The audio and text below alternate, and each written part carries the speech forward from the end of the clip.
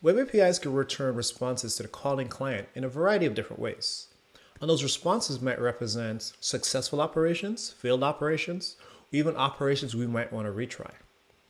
Also, we might want to associate some data with those responses. And so that could represent a collection of things, one thing, or maybe we just want to send over an empty body. In this video, we're going to look at some of the options for returning data from our web APIs inside of ASP.NET Core. You might recall from earlier in the series that our get operation looks something like this, where we were only returning a list of strings.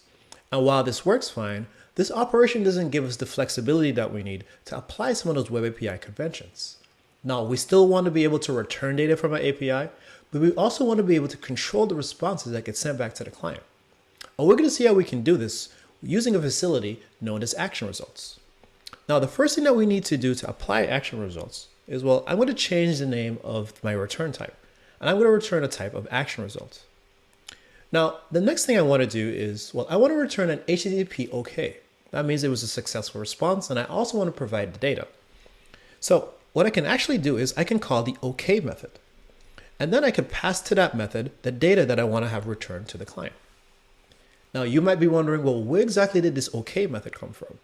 And it turns out there's a lot of helper methods that are available inside of that controller base class that will allow us to return action results. Let's try and return another one. Let's say, for instance, our recipes type didn't have anything in it. So let's say recipes.any was empty. Now, one of the things we might want to do is return a not found. And returning not found signals to our client that, well, we weren't able to find anything that you were looking for. And notice how we can do that by just calling the not found method. So not only can we return our data using a successful OK response, but we can also signal other types of responses as well. If you continue digging around inside of that controller base class, you'll notice that there's tons of other helper methods that are there to allow us to return common action results.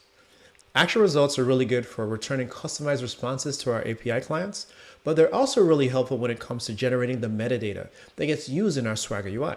Now, stay tuned because in the next video, we're going to learn how to pull information out of the HTTP request using a concept known as binding.